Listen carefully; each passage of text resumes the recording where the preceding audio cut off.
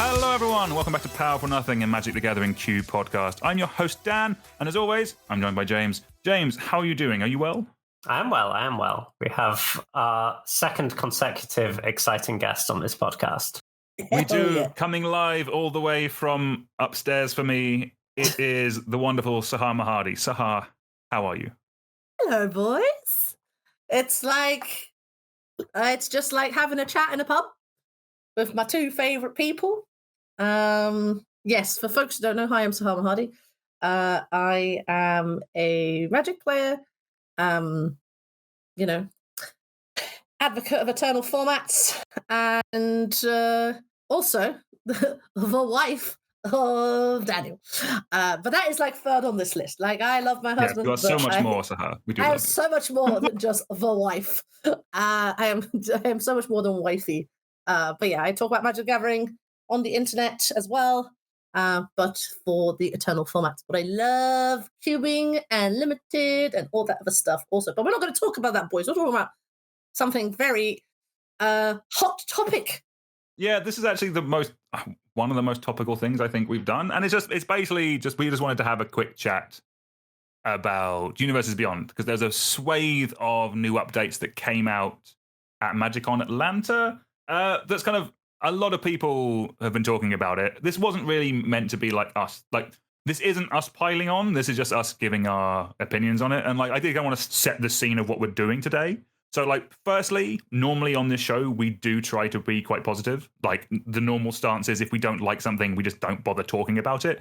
We aren't people who could like hype ourselves up for like induce rage for clicks. That's not really kind of where we are. And like, in episodes, we will make reference to things we don't like, kind of like in our set review for Spider-Man, we touched on how Through the Omen Pass is kind of a bit stupid. But normally, even in sets we don't like, we can find things that we do. That is one of the joys of Q. But again, with this swathe of stuff that's come out in MagicCon Atlanta, it's really brought Universes Beyond to the fore and has made it quite a conversation point in the community, and we kind of wanted to have our spin on it. This will be a bit of a one-off in theory. Like, we will go back to our regularly scheduled, positive, looking for the best in things content in the future. Kind of treat this like a Simpsons Treehouse of Horror. It's like this is not canon, as it were. I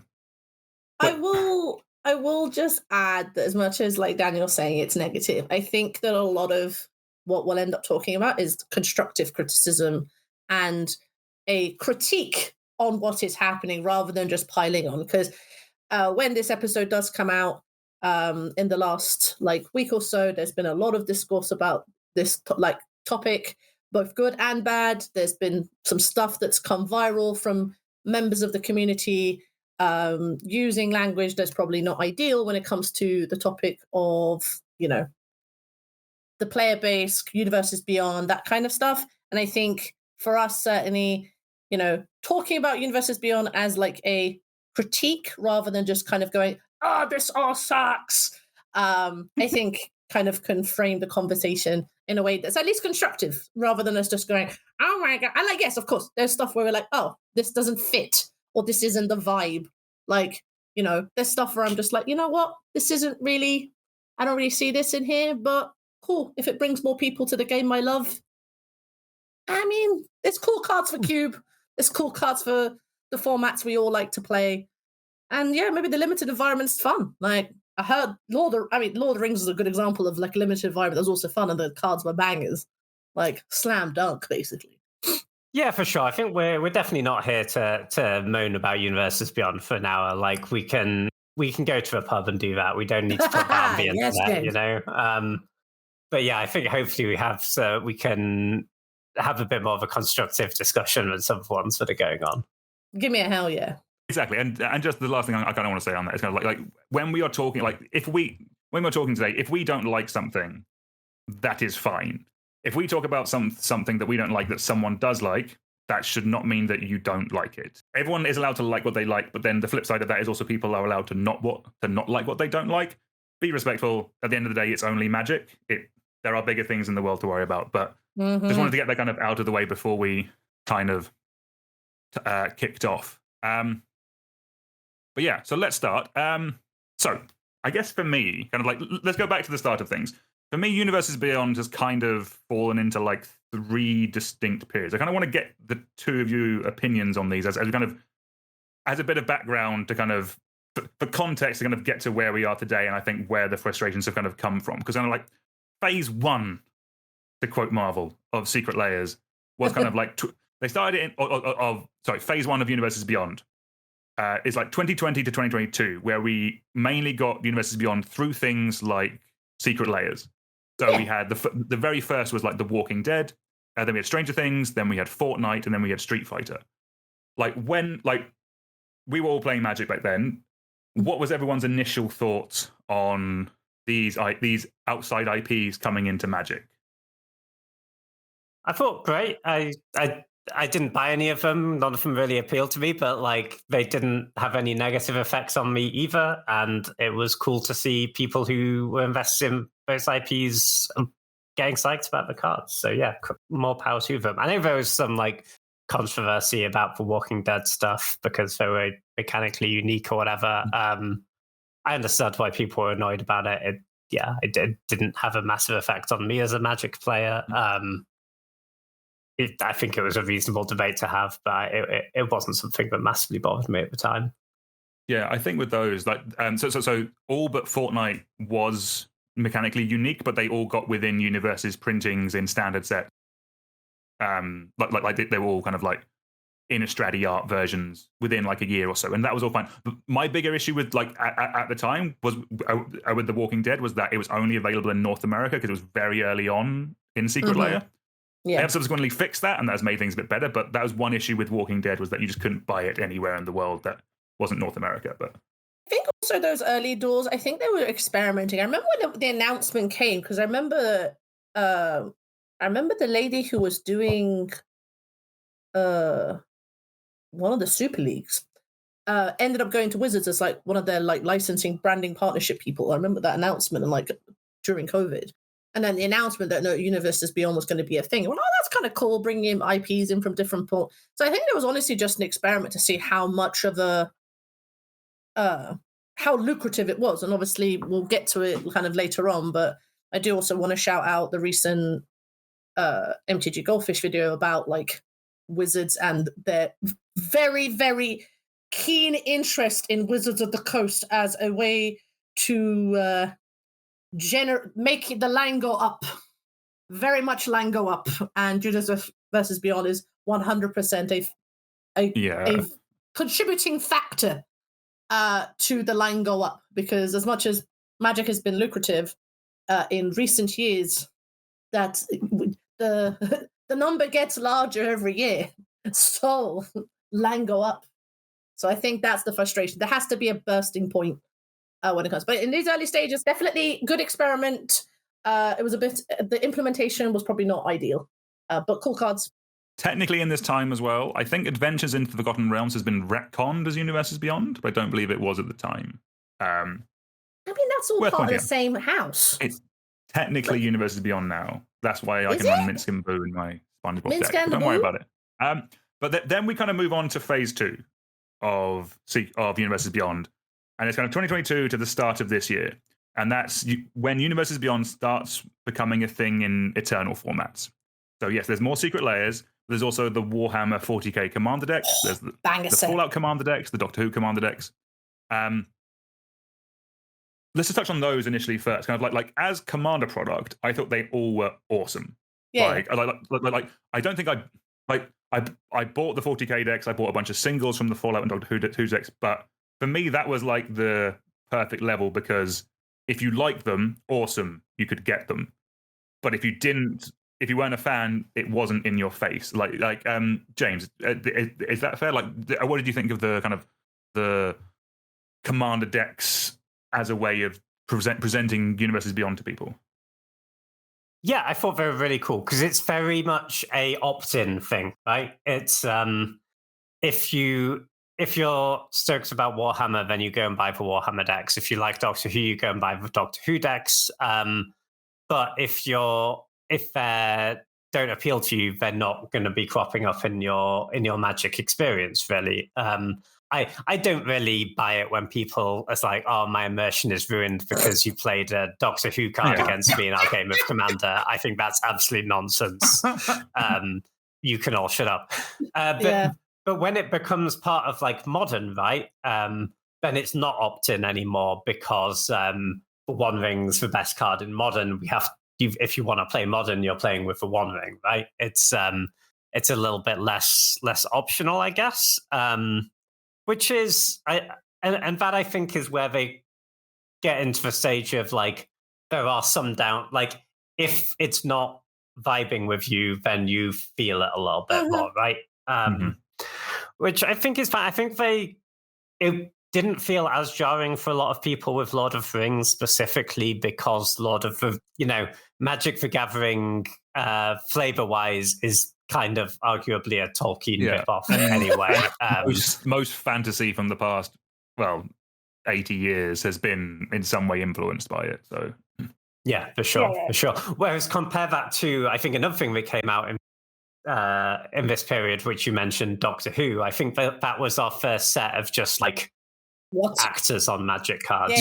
Like food driving car is a Magic card, right? Yeah. And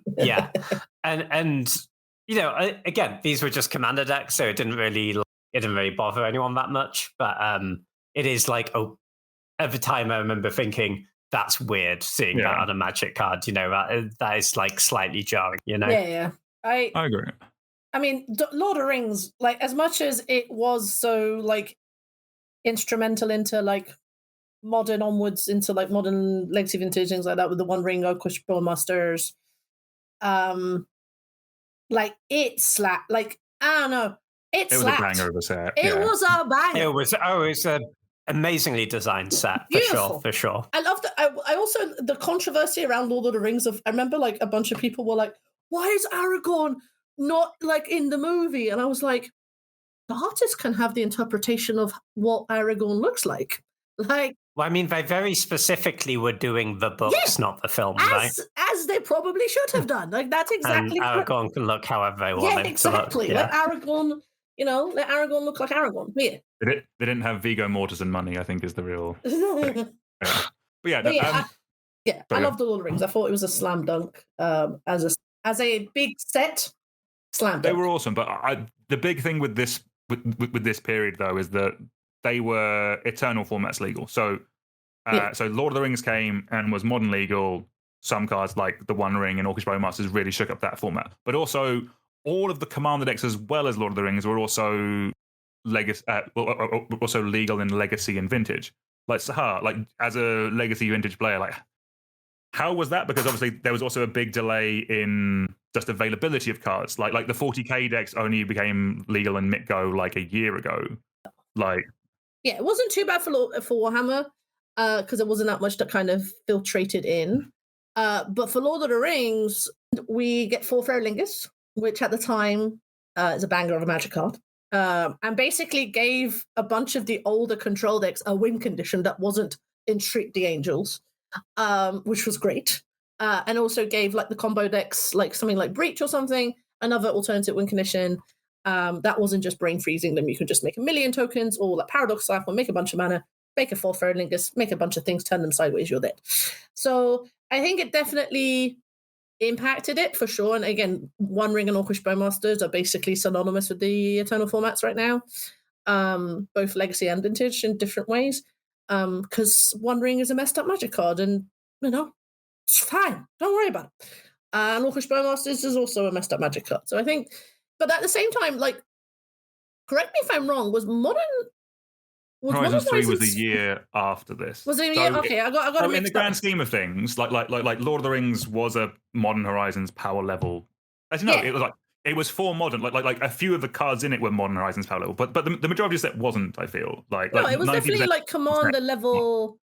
Commander level. Like there's only really been a handful of cards like One Ring, Orcish Bowmasters, Delighted Halfling, Troll of Khazad-dûm, obviously, we can't forget about Troll. All the Lorraine revealed, but it's cards that are kind of just, you could have printed them in Modern Horizons and they would have still been good, or in any other set. And I think like One Ring was the one that was like really egregious in that way. But again, like the set was a banger, but I think outside of like maybe like a dozen cards, I think it was like, the rest was fine. Yeah, I agree with that. I think the main thing with this period of time is that it's still not in like the entry level sets. So this is modern legal now. It's not.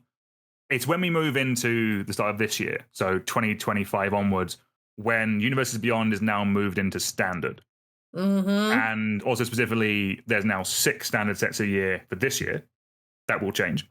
And half of the sets this year have been Universes Beyond. So it started with Spider-Man. So it started with Final Fantasy early in the year. We're currently just after the Spider-Man release, and then we have Avatar: The Last Airbender at the end of this year, making up half the Magic sets being Universes Beyond in standard.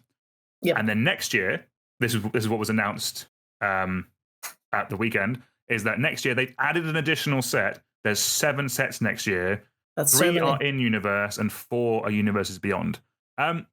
James, from your point of view, how has Universes Beyond in standard top level? What's been the general effect of that for you? For me personally, and I want to first is like, I'm not here saying like these sets are bad.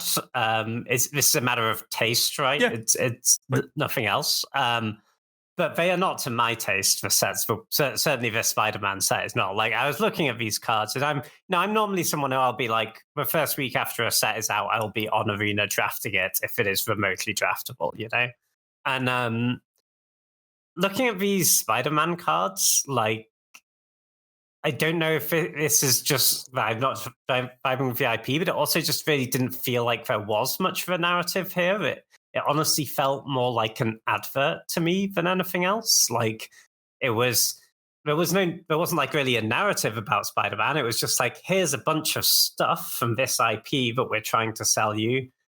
Come back in 2 months' time, we'll sell you a different IP that you also don't care about. Like, it really wasn't doing it for me. And like, I think that's at some point, this is just gonna be me figuring out a way to maybe engage with Magic slightly differently to not be as bothered by this, because it's been since they started making 1 million Commander decks every year. I have been fine not being invested in all the products that Wizard make, right? I don't think anyone can pay attention to all the products Wizards make at this point.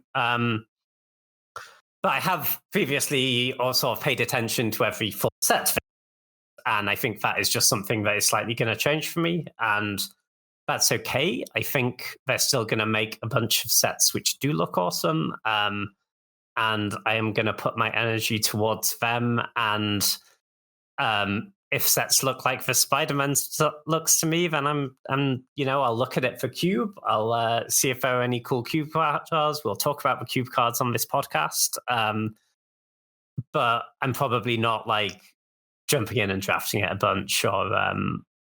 And I will say I'm speaking somewhat from a position of privilege here, because I don't really play like Standard and Pioneer and stuff, so I'm not really like forced to interact with the cards if I don't want to. Like, I will say I used to dabble in those formats. This is probably likely to make me less likely to dip into Standard from time to time, because the cards aren't really doing it for me. But sorry, Standard is also unbelievably huge. It's unbelievably huge, and it's 6 sets a year, 7 sets a year seems absolutely outrageous as a thing to keep up with if you are trying to doing it in paper, especially. I imagine for most people this makes Standard pretty much an online only thing, which kind of sucks from where Standard was when I started playing. Certainly it was the default format, right? You'd show up at F&M and there would be 30 odd people playing Standard. Yeah. I mean that hasn't been the case for a long time. So I think this is maybe like the nail in the coffin of paper Standard. But I think it's more of an issue for Standard players. But from my point of view, I'm just gonna pick the sets I do want to engage with and spend time on them. I will add on the Standard point about. So obviously, Final Fantasy, best-selling set of all time. Let's not be about the bush; it was incredible. If you went to Magic Con Vases, you were making money through. You You basically walked in and made money with all the promos. However, VV Ornithir, hell of a Magic card. Really good. It basically broke standard. I think it's probably the most broken standard I've seen in the 10 plus years I've played the game. Like James, like, were you playing during, were you around during Eldrazi Winter? Like, I think I was just like the start of it. Yeah. Like Eldrazi Winter is like the closest thing I can think of to a archetype being that dominant. And even then, I think Eldrazi Winter wasn't even as much as like the 40, 35, 40%. I mean, that's modern, right? And modern gets broken all the time. But I mean, like, standard, I think, has been this broken. Like when? When? I don't know, like Oko standard, there was one. Oh, that's true. Actually, I forgot about Oko's a memory gone, far gone. I honestly, I don't know that VV being printed in the form it was because of it was a Universes Beyond card, particularly. I think since they started going down the whole route of fire design, it's standard is going to have some banners, Yeah. Right. Up the beanstalk is a hell of a drug. Yeah, I think the Universes Beyond argument with that is more they may have delayed any bannings while the set was still the current set. I think that's more likely to affect it. Like, I think we definitely saw that with Lord of the Rings. They definitely delayed banning certain cards while it was still the hotness, basically. Like, it was quite obvious that some cards need to be banned. But anyway, but let's keep the ball rolling. Specifically, so I'm quickly just going to go over the sets that have been announced for next year, because I think that does add also some context to where we are with this conversation. So, start of the year, Lorwyn Eclipsed. Hooray! Yeah! January 23rd. Actually quite hyped for this. That set looks like such a banger. I'm so excited for Lorwyn. Incredibly hyped for this. But don't worry, the moment it comes out, sometime between February and March, there will be an unannounced Universes Beyond set, most likely Teenage Mutant Ninja Turtles. Yeah, most likely Teenage Mutant Ninja Turtles. All I want from Teenage Mutant Ninja Turtles is like a decent shredder. I watched the cartoons as a kid. I just want a decent shredder. I think after the Spider-Man set, the main thing we want is more than a 180 card set. But anyway, let me just run through these. So remember, January 23rd, Lorwyn. Sometime in between February and March, Teenage Mutant Ninja Turtles probably. In April, Secrets of Strixhaven. So that's 3 sets in 4 months. That is wild. In June, we have Marvel Superheroes. This is looking to be cramming all the Marvel characters in that we haven't seen previously, and maybe some reprints of the Commander ones. So that's in June. In August, we have The Hobbit. We're going back to Middle-earth, which I think I'm quite hyped for. October, we have Reality Fracture, which is the end of the current main storyline. So things going on right now in the main sets. And then in November, which is 1 month later, we have Star Trek. I think one of those is a Commander product. Everything I've just listed is all standard. Some will have Commander decks, but those are all standard. I thought that one of them was going to be a Commander deck. No, some will have Commander decks. But yeah, it's specifically the start of the year. It really does feel like they've crammed one in. But anyway, that release happened at Atlanta, and that's kind of the thing that's kicked off a lot of these conversations, because it was already kind of for a lot of people, Magic not being Magic for half of it that was this year was already tough enough. And then next year, we already know now it is going to be more of Magic is not going to be in universe. Yep, it's very sad. So with that being said, from my point of view anyway, it does seem like the Magic IP has been put on the back burner. We will touch on some of the things that have been announced, which they've said that they are doing to bring the Magic IP back. But I think one of my, and I'd like your opinion on this, but one of my main issues with Magic over the last couple of years is not just that Universes Beyond has been coming in and doing all these like random IPs, it feels like, but that the actual Magic IP itself has been getting less focus. One of the reasons I got into Magic was because I thought it was cool. Like, the cards intrigued me. Like, what is Llanowar? All this kind of stuff. But like for every Tarkir or Edge of Eternities, we have like Magic goes cowboy, Magic goes racing, Magic does Stranger Things, or Magic does Harry Potter. Like, a bunch of the sets we've had recently feels like they were they could have been an IP if they got a license for it. You see what I mean? Like, it's Murders of Karlov Manor was basically Ravnica Columbo.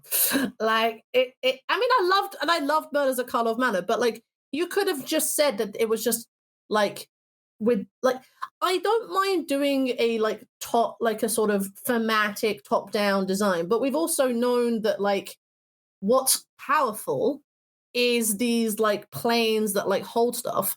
Like, and yes, we go to new planes or whatever. The challenge we also have, and I think we've spoken about this privately, but it's just we don't have much time on these planes. So when we do go back to the planes that have had time and effort on them, like Tarkir, like we're going back to Lorwyn, even Strixhaven, I'll even give Strixhaven. I really enjoyed Strixhaven as like this sort of like schooly sort of world. It was like really well balanced. There's a limited format, there's a bang of a limited format. Like, give me an environmental sciences reference. I'm happy. James, what was the like blue green deck that you could play that was like if you make some fractals and then it was like basically the blue green deck was a banger of a deck to draft. Like, what? Quandrix, yeah. Bit of Quandrix ramp. Oh, yeah, Quandrix ramp. Just like you splash red for like Prismari commands. Oh my Gideon! Oh, that was such a fun draft environment. So I really hope that you can, Quintorius was fun. And like I really like the plane. What's it called? Arcavios, I think that's what it's called. I like that because I think there's time to spend there. But like because it's one set, it's like, oh, we went to space. Oh, cool. Yeah, all right, fair enough. We've gone here. Like, yeah, I do think it was kind of a shame, but when they made this decision, right, to move away from blocks in terms of you wouldn't draft for 2 or 3 sets together, and I think that was a great choice because the single set draft environments were almost always better than the multiple set draft environments. But I don't think they necessarily had to stop spending multiple sets on the same plane, And it did seem like from that point on, it was very hard for them to really build a narrative, like, and I'm saying this as someone who, especially at that time, like I was focusing most of my Magic energy on being competitive, right? I wasn't particularly paying attention to the storyline, but even without paying attention, I knew what was going on in the storyline, right? Like, in Shadows over Innistrad blocks, you couldn't help but notice that there was a mysterious thing, and you look, oh, there's an Eldrazi, and then the Eldrazi all showed up. And like, without paying attention, I understood that narrative, right? And whereas you look at the latest stuff, and it basically from when they stopped doing blocks, right? And like, like Kaldheim, what happened on Kaldheim? I think it's the same thing that's happening now. It's Tezzeret's looking for a MacGuffin. That's kind of the gist I've got. Leave my handsome man out of this. He's just a bit misunderstood. He's got one hand. He's in these trying times, Sahar. Lend me a hand. Trying times. Leave my boy Tez. But I think part of it is that there is too much other noise. Like I have known I think I'm very much the same as you, James, but like I would have known what the storyline was. I have no idea what the current Magic storyline was, and someone who speaks about Magic once a week, if not more, you would assume that should be something that like we are all quite switched on Magic. Like we are enfranchised players. Yes. What the fuck is going on with the Magic storyline right now? The last time. What is a loot? What is a loot? What is a loot? What is a fleam? Loot and fleam. Magical gathering. Well, the thing is that Wizards of the Coast did not have rights to use Pikachu, so therefore loot, I think, is what loot is. Honestly, the last time for me I got really invested, and it is sort of like recent, is when we went back to Ixalan with like Sexy Jace and like the story with him and Veraska, and like, which is kind of led into all the other stories of. I'm in Ixalan. Was that the second time? Was that both? Basically when Jason Veraska became because when Jace was hot. Okay, understood. Yeah, when Jace was hot. No, because I think he got basically after. Admittedly, I don't remember the story. Oh, was that Sexy Pirate Jace? Pirate Jace was because Veraska was on it. Yeah, Veraska was on. That was first Ixalan. That was probably like 8 years ago. No, but it's like bled. But the story of Veraska and Jace has kind of bled in, and like, you know, that they kept going. But I love Veraska and Jace. I think they're very cute, for what it's worth. I think Veraska and Jace are couple goals, and I think they're great. You know, a sexy Gorgon lady with a sexy pirate prince. I'm in. I think that's one thread they've managed to keep going. But one of the things that I've been frustrated by with the story is that you have all this history, and like, I'm not going to stand here and say that the Magic lore from the mid 90s is peak. Some of it is bollocks, but like, there's so much that you can pull from. Like, one of the things that frustrates me is kind of like the best comparison I can give, and I've lent some of this to you, James, and I've talked to death about it with you, Sahar, is Warhammer lore. In the grim darkness of the 41st millennium. Like, Games Workshop do such a better job with their lore, and it's frustrating because it's what Magic could have done. Like in Magic, the big background storyline point that everything comes from is the Brothers' War. That's like the start of everything. The tale of Urza and Mishra. When we went back to retell that a couple of years ago, Wizards gave us like 8 web stories or something like that, like really short, to tell this whole story.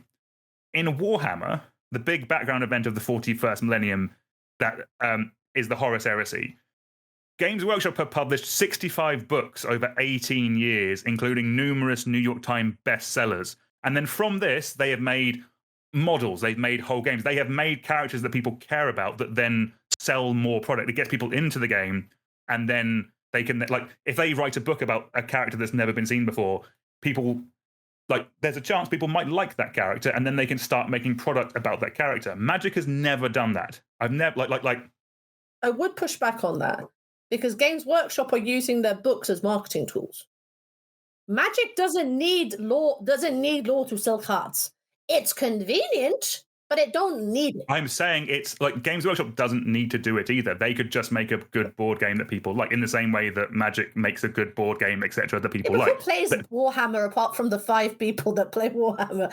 We are not, we are not getting the Warhammer. We are keeping the Warhammer fans on side, okay? We love them in this house. You may as well insult Taylor Swift. Not today. The album just came out, James. This is the Venn diagram. I think Warhammer's an amazing game. I was literally painting some Blood Bowl earlier, Sahar. Do not. No, I think this all needs to be cut. The last 5 minutes needs to go. My point being about Warhammer and the comparison to Magic is I do think, though, like, yes, maybe Games Workshop have found a model that works, but I think that as a tool for promoting the game, because what is Magic? It's a tool, but it's also its own product. Like, Wizards could make money by doing this. I feel like they could. And the other difference as well is that Games Workshop employ someone whose job it is to keep track of the lore. Wizards fired their person who did that. Yes, they did. They now work somewhere else. They did hire someone to manage multiversal marketing, but they got rid of the person who managed the internal lore of Magic the Gathering. That is the difference, and that's why I'm frustrated, because I am not saying that I want... Actually, yeah, screw it. I would love it if Magic... This all has the caveat that it is good, but I would love Magic to make a bunch of books about random characters on Magic planes. If it's good, people will read it, and then they can make cards about it. Like, that is a way of doing it. And that's just, I'm not in marketing. That is a way of doing it. My problem is they have done none of that. They've just given us the bare minimum. Like I'll come on to some other bits that they've announced that are coming. So coming up soon, they have said there is going to be a Netflix cartoon. There will be a book, actually factual published book for Strixhaven, and a comic book. They've done comic books before. They have. My reason... I am giving the full spectrum of, I am saying that this is what has been announced.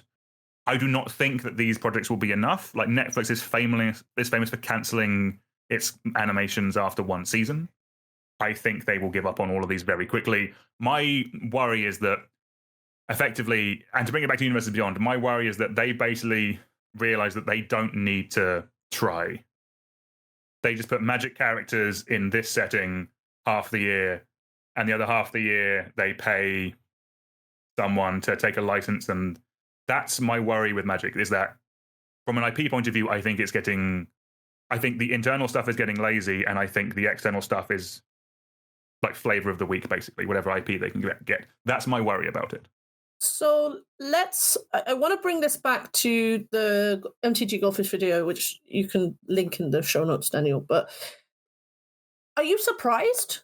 It makes it like, the fact is, the Final Fantasy was the best-selling set of all time. You know what was the second best-selling set of all time? Lord of the Rings. Like, it makes money. Like, I would love Magic IP to be amazing, but they've tried to make a Netflix, like a movie for 10,000 years. And yes, I would like someone to have continuity of lore. And I think this is where sometimes I get a little frustrated, because what is Magic? Is Magic a game system? Is it a brand in its own right? Or is it like turning into like Monopoly, where you can just put something on top and then do that?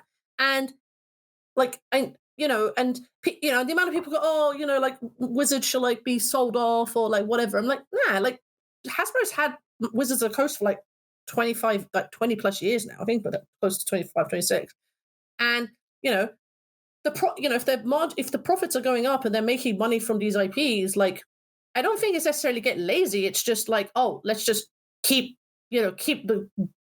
going while it's good. Like, you did a video, Daniel, I'm going to bring up your video about Pokemon. Like, it's very, like, the similarities there aren't, like, you can be like, look, this is not uncommon. Well, that video was specifically about how Wizards ran Pokemon and my issues with it, but that's yeah. I think you're making a good point, Sahar, about the video you mentioned with Saffron Olive. Yeah. I think the most shocking thing of that video for me was the he went through the quarterly results from Hasbro, and he said like over 90% of Hasbro's profit comes specifically from Magic. That's wild to me. Yeah, which is insane, because they have like a huge range of stuff, and none of the rest of it is profitable, essentially. It's all being dragged along by Magic. And that means that from their point of view, they have to milk Magic as hard as they possibly can at this point. They don't really have any other choices. Otherwise they collapse. And the thing is, CEOs, they're judged by what their share price is ultimately, right? Yeah.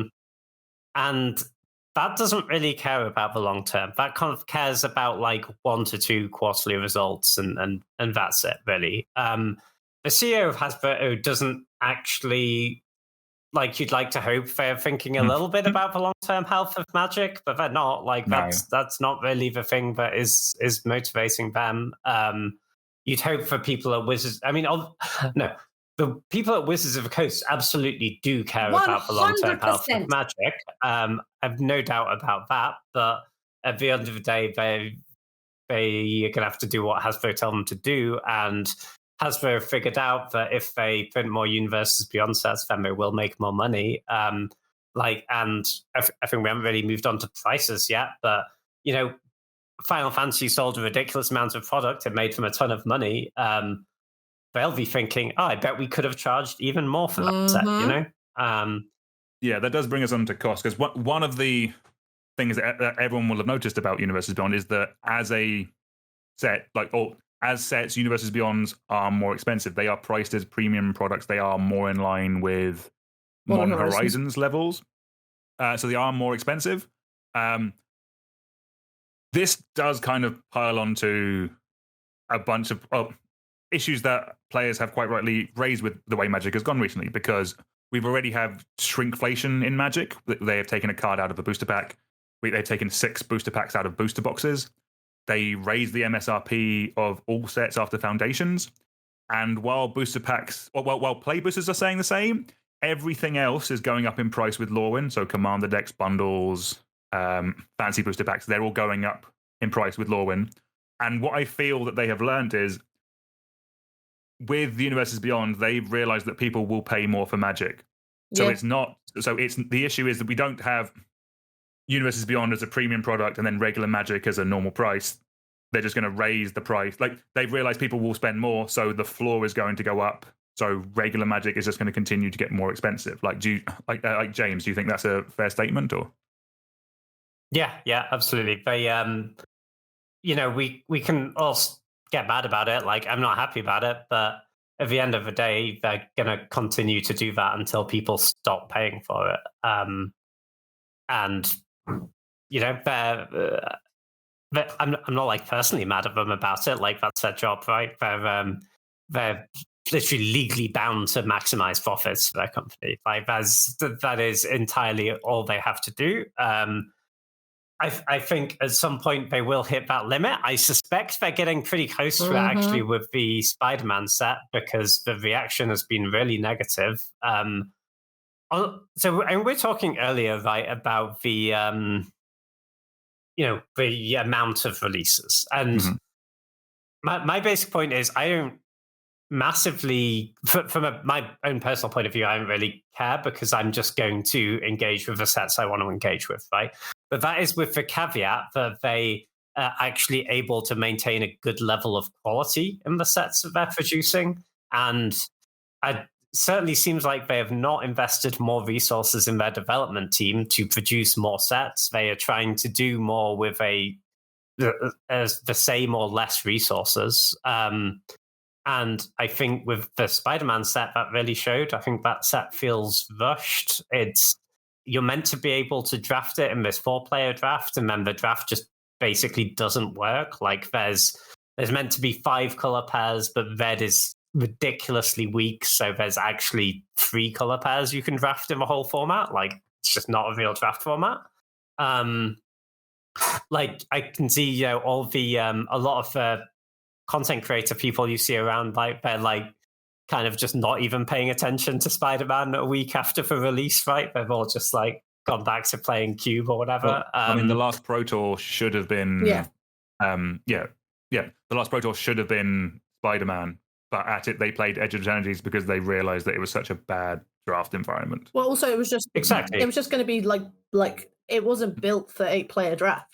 And like, well, it wasn't really built to draft was the issue. It was a 100 card set they added a bunch of commons to. We'll get Marrow's design article like some point, like usually end of year, early next year, where he does his like State of the Nation about what went well, what didn't. And I think it'd be very interesting as a game designer, not even just as like, the head of, one of the heads of game design, but like as a game designer to see like behind the curtain a little bit. Because I suspect if we I think we all kind of agree that Magic life cycle is about 18 months, 2 years, like give or take. That's what they've said. From conception of a set to release is about 2 years. It's about 2 years. So if they're doing Spider-Man, it was 25, 23, and they saw probably a year into.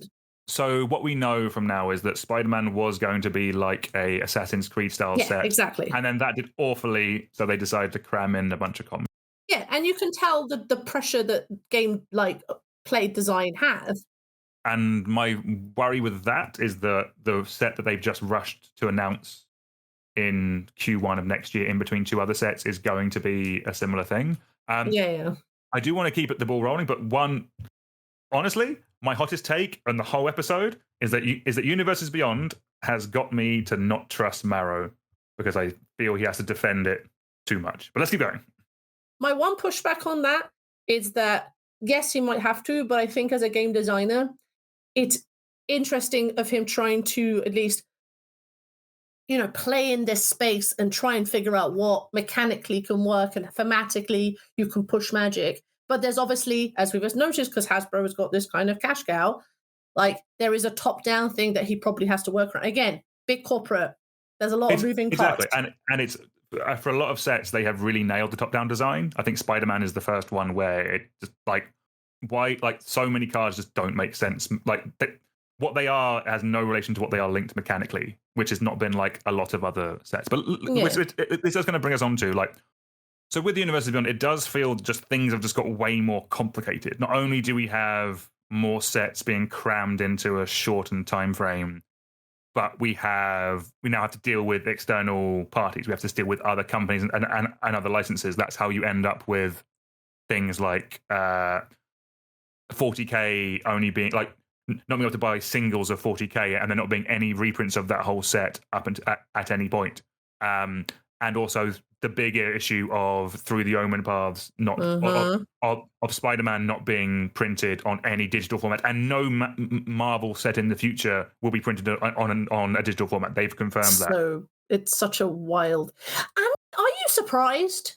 Like, I question what. Like, I question the licensing agreement process, and that sounds a bit corporate-y, but like, how did Magic and Hasbro think this was gonna go?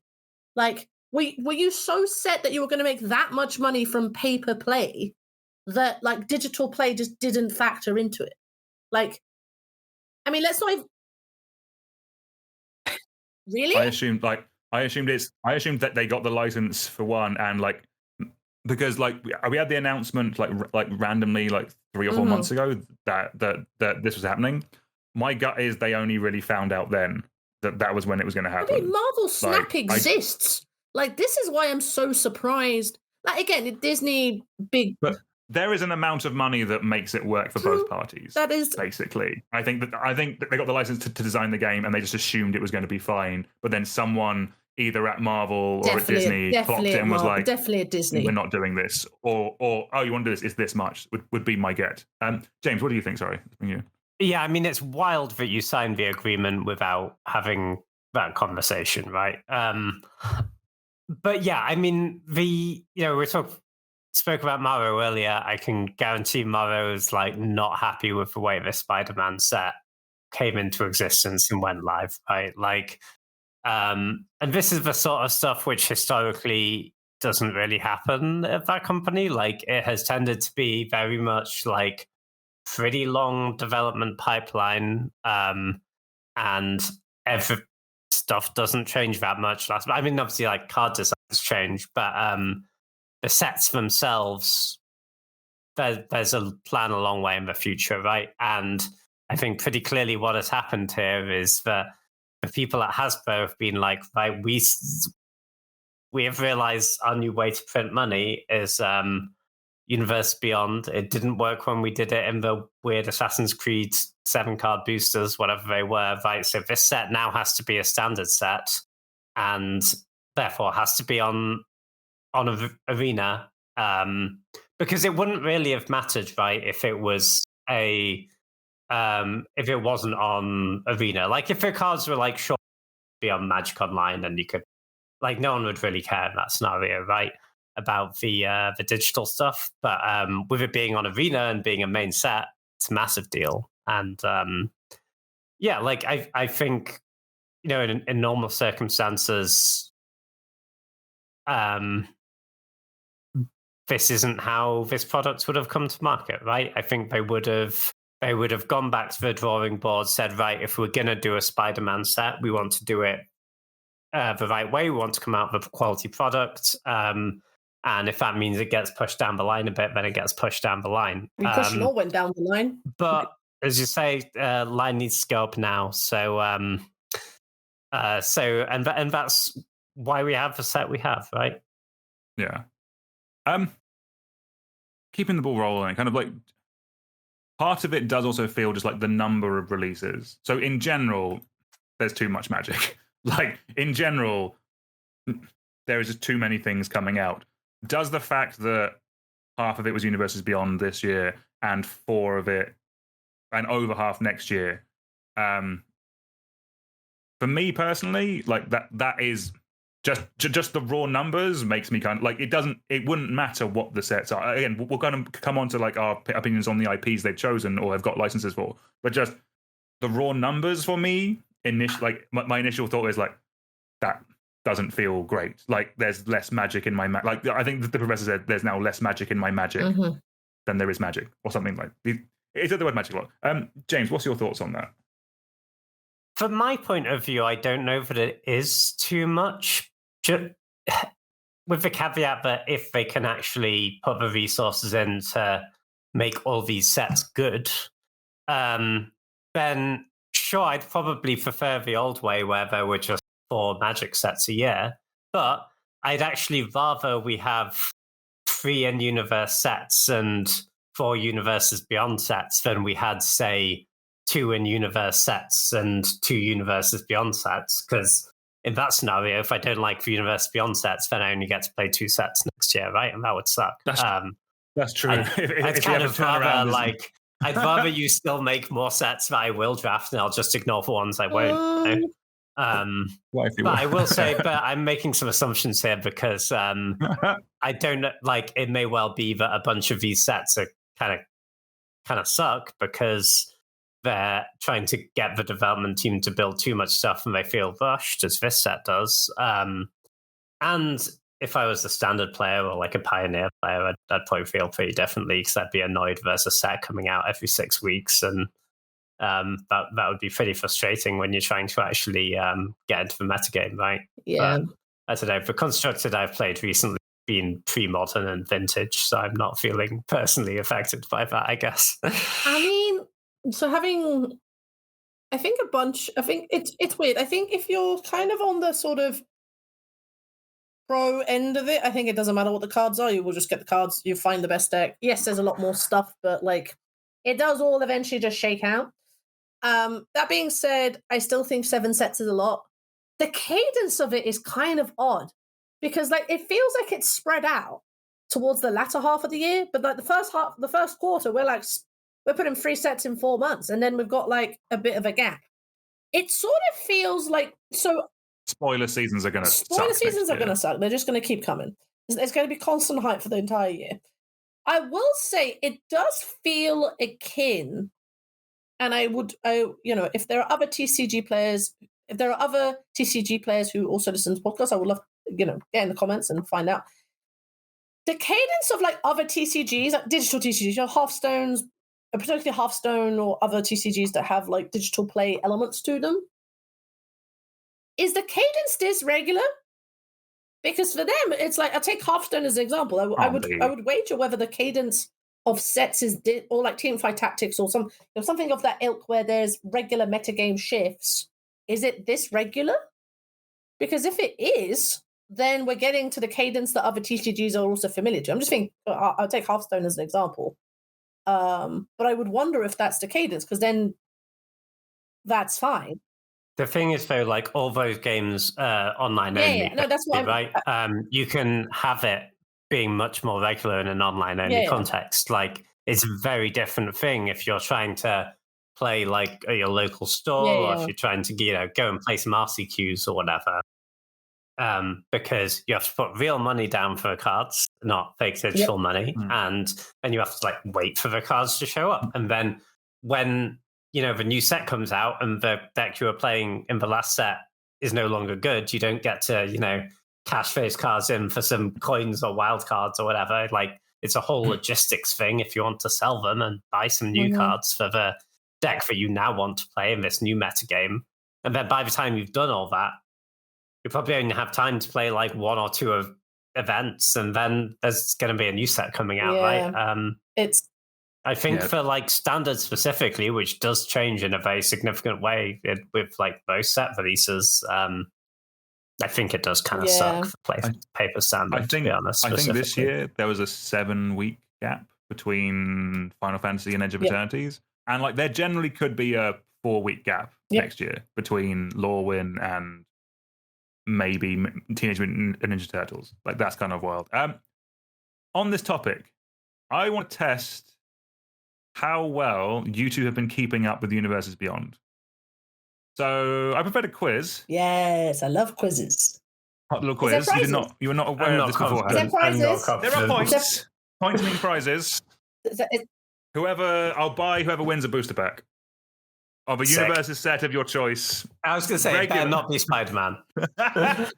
Of your choice, but it will be a play booster because I do not have the money to buy a Final Fantasy. We don't have the money to buy a Final Fantasy collector booster, so Jesus Christ. All right. So, I want yes or no's from both of you. I want you to tell me if these are either magic cards or things that have appeared on magic cards because of Universes Beyond. Okay? Can you clarify what you mean by the second thing, please? So, some of it might be people. Oh. So, people or things. So, the first question. I would like to know if the Staten Island Ferry has appeared on a magic card. Yes, I know this to be true. Correct. It was Passenger Ferry from the Spider-Man set. Well done. Number 2. The revolver from the board game Cluedo. Oh, I want to say yes, but I don't. Yes. I think this might be a bluff. I'm going to say no. I'm going to say yes. The answer is no. In the Cluedo set, we did not get a full, complete cycle of these. We only got rope, knife, lead pipe, candlestick, and wrench. You can't we did really not show get a gun. On. Yes, you can. Give us a gun, you cowards. All right, I'm next losing one. now, James. The shark from Jaws. Oh, they've just released. They're doing a Jaws secret lair. He's going to be on it. Yes, I'm going to keep saying yes. That sounds totally plausible. I'll say yeah. The answer is yes. There is a Jaws from the movie Jaws secret layer coming out soon. Yes, I remember this from the announcements. All right, our next one. Crash Bandicoot. No. And I wish there was. It's the one IP I actually would like. You know you are competing against James. Yeah, you've not done well here. You could totally have bluffed me on that. Yeah, no, I think. I've not seen it anyway. So hard. No, I just want. Yeah, I think James is winning. So, while there is multiple PlayStation secret layers coming out, Crash Bandicoot is currently not spoiled. All right, our next one, and again, wifey, it's a competition. You're playing for a booster pack here. I'll share it with you, James. The actor Winona Ryder. What's she been in that would be on a magic card? I'm gonna say no. I'm gonna say no as well. That is correct. Winona did not. They did not get her license for the Stranger Things secret layer. Every other major actor was. Okay. Hugh Grant, the actor Hugh Grant. Oh God. Are we gonna have like the Richard Curtis film rom-com secret layer? Hugh Grant specifically? The actor? The British actor? Is there a magic card that has the actor Hugh Grant's likeness? I'm gonna say no. I can't think of one. Then no. The answer is yes. What? Hugh Grant appears as Forge Neverwinter Charlatan from the D&D film Secret Layer. Hey, I didn't realize he Also was in it. available is Michelle Rodriguez, Christopher Pine, and the other ensemble. Oh yeah, I forgot they made that. Is that like a San Diego Comic-Con thing, or was it like was it in? No, it's a Secret Layer. You could buy it, I think. Oh, wait, what was the card called? Forge Neverwinter Charlatan. I've never heard of this card, but I'm glad there is. Oh, it is Hugh Grant. There you go. Number 7, Chucky from the Child's Play franchise. No, because I don't know who that is. I'm saying yes. The answer is yes. There was a Chucky secret layer. Yes, Chucky's the doll that kills people from the horror films. Yeah, when Swarm came, there was a whole like horror time, so Chucky got printed. That was kind of cool. Not for me. I don't like Chucky, but you know. All right. The ball from Blood Bowl. Yeah, I bet they did that nonsense. No. The answer is yes. Sahar, you are falling behind. Oh, was it in the secret lair? Was the Blood Bowl secret lair? I think we have one in the house actually. I thought it was a Commander. I thought they didn't do the Commander product. That booster pack is mine. We have You only one ahead, two James. more, and then a bonus question. Okay, there you go. Right.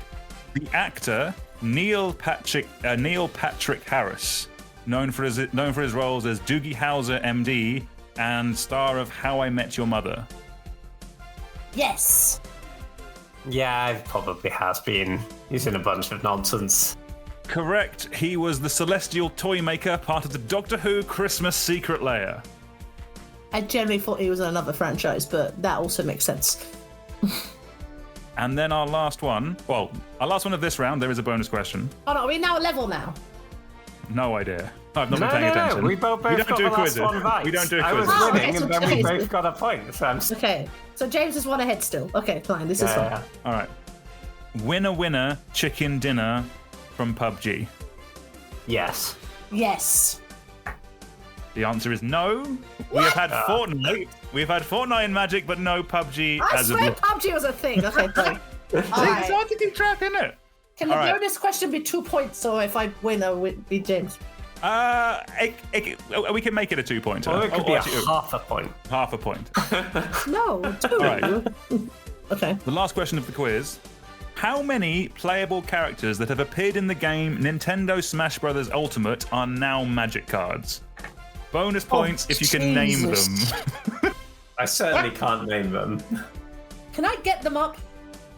No, you can't. No, Google absolutely it. not. Clarification. Step away from the keyboard, Sahar. I need to see both your hands. My hands are here, James. My hands are here.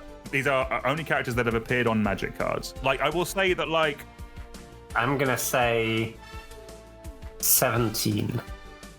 17's quite high, James. I'm worried that it's like... Go low, then. I'm tempted to, mate. I will say there has not been a Nintendo secret layer as of yet. Oh, it's coming. I'm gonna say 15. No, it's not. I don't think so. Yeah, let's say 15. Just closest to. You're both quite optimistic. Magic has been quite good. The answer is only 5. Woo! There you go. So the answers were Sonic, Sephiroth, Cloud, Ryu, and Ken are all Smash Bros. Characters who have all appeared as Magic cards.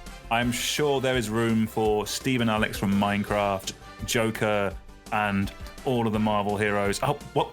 Why has there not been a Snake one from Metal Gear Solid yet? But hey ho. I wouldn't be surprised if Konami haven't been at least in discussion. I would not be surprised if Wizards haven't spoken to Konami about like MGS. So there was the Metal Gear Solid. There was the Metal Gear Solid artist. We're going on a tangent, but anyway. I'm going to call it a draw. You can buy each other a booster pack. Yay!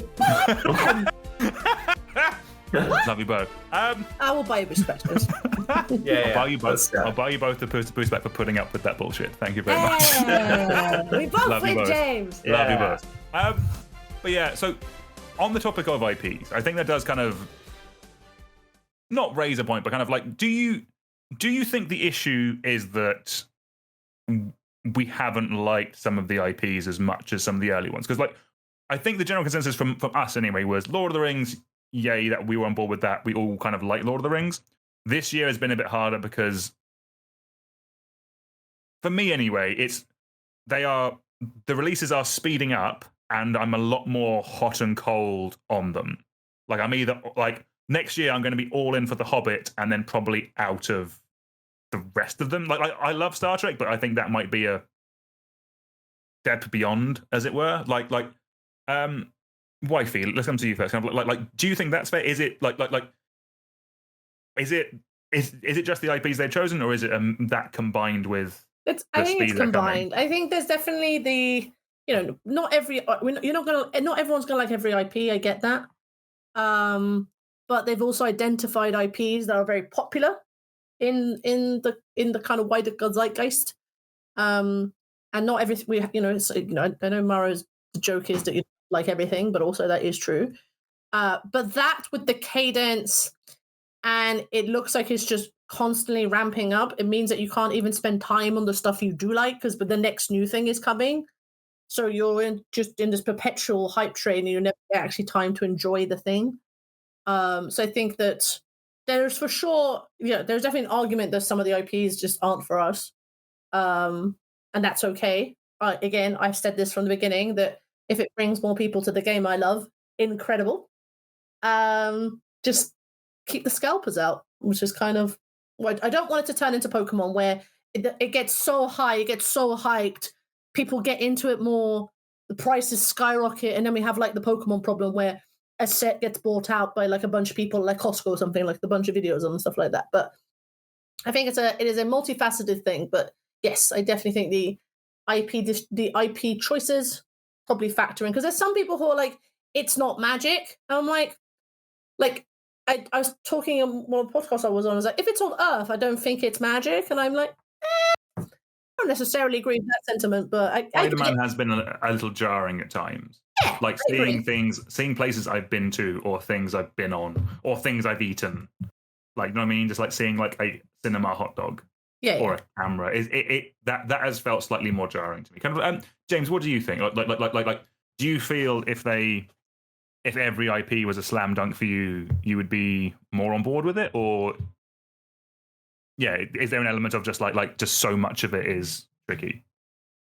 I mean, part of the thing for me, it's not just about like me not having a connection with the IPs. It's that I think a lot of these IPs don't really lend very well to being a Magic set. Like I've had the Doctor Who one, right? And I loved Doctor Who as a kid. Like I've not watched it in a while, but like the Christopher Eccleston, David Tennant era of Doctor Who was great, I thought. But I didn't really want to get those commander decks because I kind of thought they looked kind of weird as Magic cards. I kind of think Magic does need to keep some sort of connection for that high fantasy to really work in the way it's designed at the moment.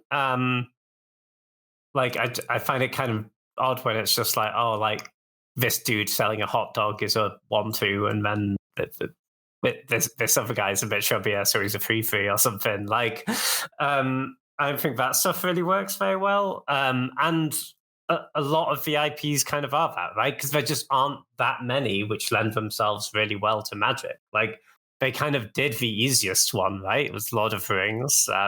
That's kind of obvious. Like Final Fantasy, I think kind of worked. Like it wasn't one I had a big connection to, but it worked as a set, and I think it looked good. Spider-Man, like the Marvel stuff for me, mostly doesn't, to be honest. And yeah, like a lot of the stuff where it's like they might do have I know, like Dune, say. I'm sure Dune is on someone's list somewhere. Like, I love those books, but I wouldn't be that hyped about a Dune set. I'd buy a fancy ornithopter and leave it at that, I imagine. Yeah. So no, I don't think it is just that we aren't connected to some of these IPs. I think it is that some IPs do not lend themselves that well to being full Magic sets. Like, I think make Secret Lairs, but by all means, because then you can just have like 10 cards and pick out the like stuff. But you need quite a lot of depth to make a whole Magic set, and I think having 40 Spider-Men in this set kind of demonstrates that it isn't there, Yeah. I think that something I've kind of come round on, and I think this is where my brain is kind of at. If you are doing something that isn't mechanically unique, like reprints or like different cards, so the Junji Ito's, the Iron Maiden artist that came into the whatever, the collectives that have come in and done art, the artist collections and stuff, those kind of ones as a Secret Lair, go town. Fortnite, Niccolo, I don't care. Like SpongeBob, Dwight from The Office. I actually think Dwight from The Office is quite funny, actually. But like all those, absolutely fine, because you can buy the version of the cards. Actually, yeah, I'd agree with that. Yeah, we can have UK versus US on Commander dual decks. Exactly. Like again, one of the one's IPs going to be a lot smaller of a deck. One of the IPs I think would be really. One of the IPs I think would be super interesting if they ever get it is something like WWE, because that to me, I would buy it in a heartbeat, but it would be so jarring. Yeah, I would buy that too, but it would be jarring. Yeah. Yeah, no, I agree. All the supplemental stuff that isn't mechanically unique, like knock yourselves out, right? Because it's going to be like 90% of people won't care, and it won't affect them in any way, and the 10% of people who really want that thing are going to have a great time. There's not a lot of downside. No, exactly. I do kind of want to kind of start bringing things to an end. I think from my end that I do kind of feel that when I was going through the timeline of things, I kind of like when it was just Secret Lairs, fine, whatever. When it was Commander decks, for me personally, I felt that was a bit more of the sweet spot, just because there was more the option to pick and choose. Like I am fully on board with you like what you like, and you don't have to like if you like. You don't have to like something full stop. And you're not forced to like something. I think the thing for me is that as things have moved into standard and it's just become more of what Magic is. Like Magic is now half and half. Like Magic is half universes beyond, half universes within. That's where I think me personally, and I believe a lot other in-franchise players have had more of an issue with it. And like the way it's affected my relationship with Magic is changing. Like it's like I also know I'm being a massive hypocrite because like I've got you all on this podcast to complain about it, but I'm going to buy the hell out of the Iron Maiden Secret Lair because I think that's cool. And it's like it's a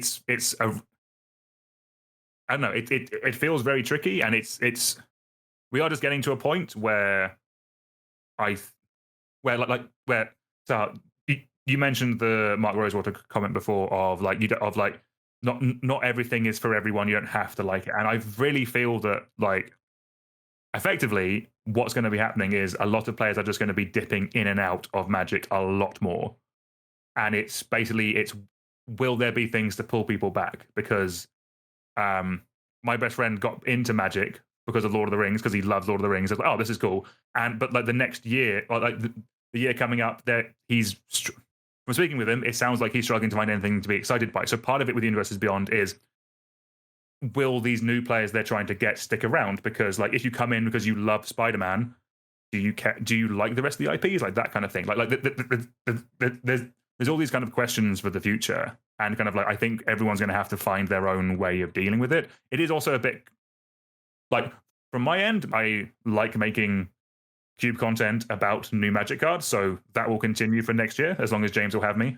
Hey, James, I love you. But like, yeah, kind of like I'll throw it to you first, James. Kind of how do you feel like your relationship with Magic is going to change over the next year or so, or in the future with the rise of Universes Beyond? Yeah, I think it already has changed a little bit. Certainly the way I get, when I started playing Magic, throughout most of the time I've been playing Magic, the format I've played the most of is definitely Booster Draft, and I haven't skipped many sets, but I'm certainly skipping Spider-Man, and I think I am going to be dipping in and out of that stuff. I mean, I'm still going to be playing Magic. You know, I'm enjoying pre-modern at the moment. Played a little bit of Vintage recently. That's been fun. And you know, I think I've always been someone who's like, yeah, moved between formats a little bit. I'm sure there's still going to be some Magic I'm going to want to play next year. But I mean, I am playing a bit less, so it's and yeah, I'm not going to be like playing every set as it comes out. I don't think I'm going to be playing the ones that appeal to me and skipping the ones that don't. And I'm kind of okay with that, as long as they make some sets that I do want to play. Then I'll be like, I'll be okay with that, I think.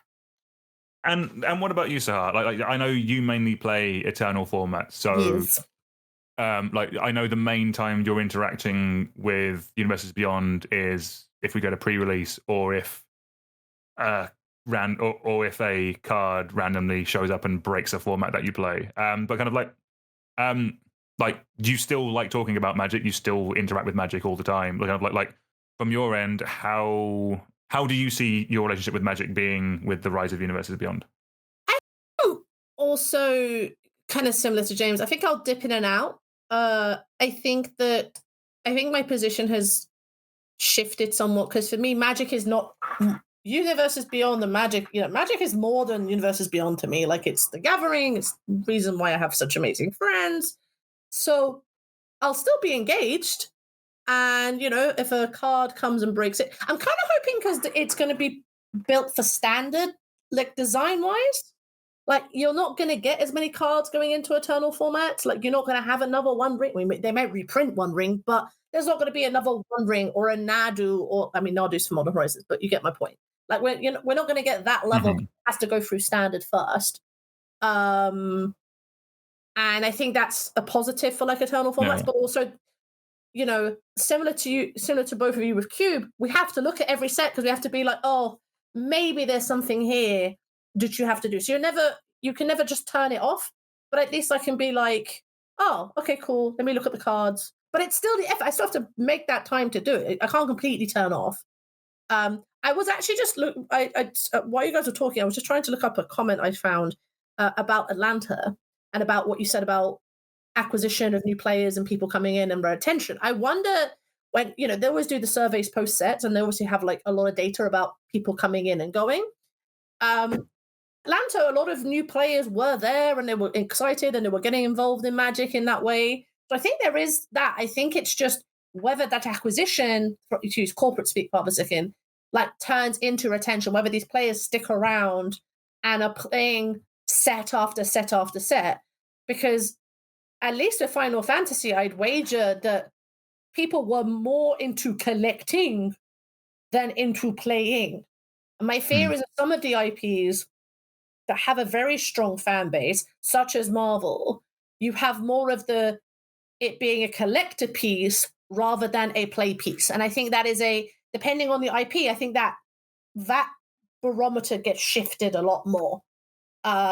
Because especially with having, at least with the Infinity Stone that's literally the most expensive card in Spider-Man. I forgot about that. I hate that. I mean, I do too. But, I absolutely hate that. Yeah. But you know what I mean? Like that, that's the most expensive thing. And even that's come down in price. So I think my only real concern is going to be Marvel and how much it really is pushed down our throat.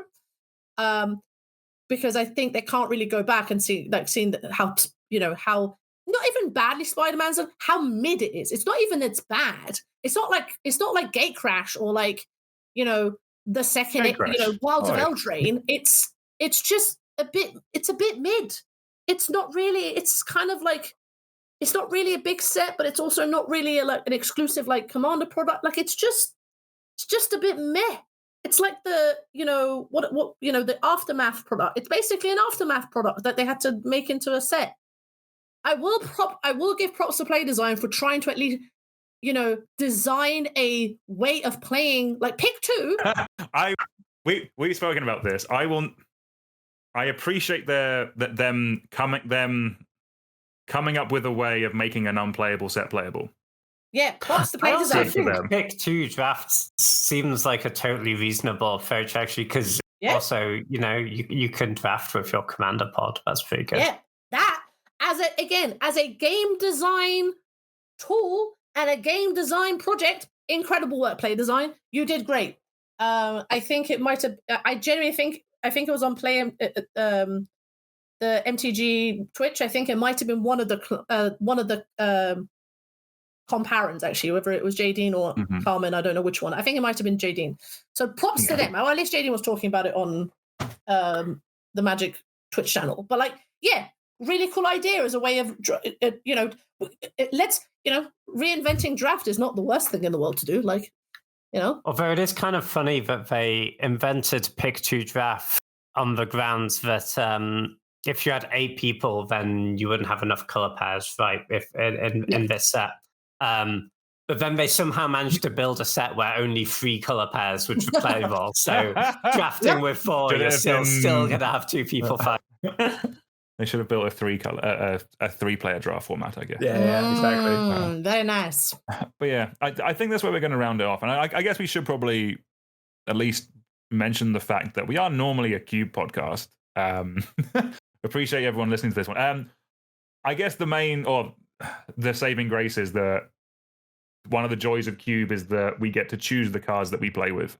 And never has that been more useful as us as Cube players as a tool than now. Like, obviously, if you play the MitGo Cube, you're going to be basically playing what is there. Same with the Arena Cube, that kind of stuff.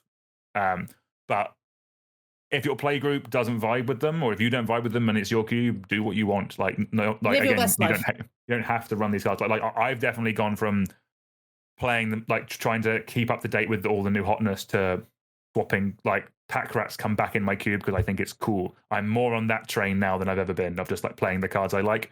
And that is one of the joys of Cube, I guess, is that is how we can interact with Magic. If we don't like something, we don't have to interact with it as much. It doesn't have to affect the way we play as much. I will also say I am not surprised by the rising interest in time capsuled formats. That doesn't surprise me with the way everything's going. Yeah. Yep. As we mentioned, James has been playing some pre-modern. I'm building an old bordered cube. So yeah, I don't. You know, again, Magic as a game system, Magic is so much bigger than this. Like, they could stop printing Magic tomorrow, and our slot would still play Magic the Gathering. Like, you know what I mean? Like, we'd still keep playing. We'd have new ways of playing, and I think that, you know, Magic is so. I know we've been ranting, or like we've been discussing Universes Beyond, but fundamentally, this is also a bit of a dub for Magic, in the sense that Magic as a game system is so strong and so like concrete that it's a gift and a curse, because it can do that. It can hold these IPs and, you know, make them mechanically work. And I do wonder if there is going to be a point where it really does fall flat on its face. But I also trust that it's a kind of a wild thing, because I also think Magic is so good as a game system that I don't know how it like falls flat on its face unless we have like, you know, Gatecrash 2.0 or. As if there's multiple sets that are half baked. Like I think that's basically realistically what it comes down to is if a bunch of the Universes Beyond next year, or if not even Universes Beyond, if just a bunch of sets in general are half baked and rushed like Spider-Man, then people won't buy it and people will stop playing. That will be the main thing that will happen. And like the line goes down. From everyone at Wizards I'm assuming they're hoping that Spider-Man is a one-off in terms of half-baked. Yeah. I guess we will see. Yeah, I don't envy play designed workload, let's put it that way. They are doing God's work, and again, this is not a rant at play design. They are good people doing good work. It's just the number has to keep going up. So, and they're probably doing it, as James said, probably more work, less resources, like everything else in, the world we're in right now. So I think, sometimes these things happen. It's just whether it happens a lot and then the game as a whole dips in quality. James, was there anything else you wanted to add before we finish up? Yeah, I just wanted to say that I understand that people have a really broad range of opinions about this. And if you are listening to this podcast, this is probably a hobby you care quite a lot about. I feel like we don't have, but probably most of our listeners have played a decent chunk of Magic in their lives. And that means that you have strong opinions and you care a lot. Just to say, do keep the thing in perspective, though, figure out a way to engage. If you don't love the direction it's going, try and figure out a way to engage with Magic where it's still fun for you and it's still bringing you happiness. If you want to give some feedback to Wizards, then absolutely do that. They do all the online questionnaires. Go and fill in one of those. Reach out on Discord or all those good things to do. But do it in a constructive way. Do it in a civil way. I see quite a lot of people online raging in a way which is it's not really helpful to anyone. Nope. And it's a matter of taste, right? If people have different tastes to you and they like the Universe Beyond set, that doesn't make them wrong. They just like different things. And, exactly. There's a lot of stuff going on in the world which people should be, which is worth getting really angry about. This probably isn't one of those things, in the grand scheme of things. It'll be fine. We'll still keep playing Magic. We'll have a good time. That's the thing that keeps me going, is that Magic is, the most important of the least important things. But also it is the thing that brings everybody together. It's the gathering, okay? That's why we have this thing that we call Magic, because it's the gathering. We get to play games together, and isn't that cool? And again, I'll keep saying it. If it brings people to the game I love and they stick around, or if they don't, that's also fine. They just want to play for one, they can move on. But I think that people enjoy the game, and if they get to enjoy the game I love, isn't that cool? So, let them in, make them feel welcome. Don't be a D word. Yeah, everyone be nice to everyone. It's as I said at the start, it's only magic. That's where we're gonna leave it for today. James, pleasure, man. Thank you for that. Oh, it's a pleasure. Always good. Yeah, I went into this being like, this is the ragiest episode I've ever done, and I actually think it's actually just being quite pleasant. Yeah. I'm sorry to disappoint. Yeah, no, I know. I'm going to clickbait the shit out of the title. As Amber. Yes, with that. Yes, Sahar, thank you for being here. Lovely to keep us both in check. Where can people find you on the internet? I'm on the internet for all of my sins. Just Sahar Mahadi. I'm on Blue Sky and Discord predominantly. I also did some legacy content. I've not done it in a little while because this PhD won't finish itself. So yeah, just Sahar Mahadi, all the legacy gambit. But yeah, mainly Blue Sky, Discord. Just put Sahar Mahadi and you can find me. Or if you see me at events, you'll probably hear me because who is not? I'm usually the only loud Middle Eastern lady wearing colourful clothes. So come find me. I'm very nice. But not when I'm playing Magic. Obviously, like be respectful if I'm playing in a competitive setting. But outside of that, come say hello. I'm very friendly. Usually have snacks. Yes. Wifey, I'm going to say we do like you. Yeah. Right. That's going to do it for today. Thank you all very much for listening. Do make sure you give the podcast a 5-star review, tell a friend, all that good stuff. Until next time, it's goodbye from me, it's goodbye from James, it's goodbye from Wifey. We'll see you all soon. Goodbye.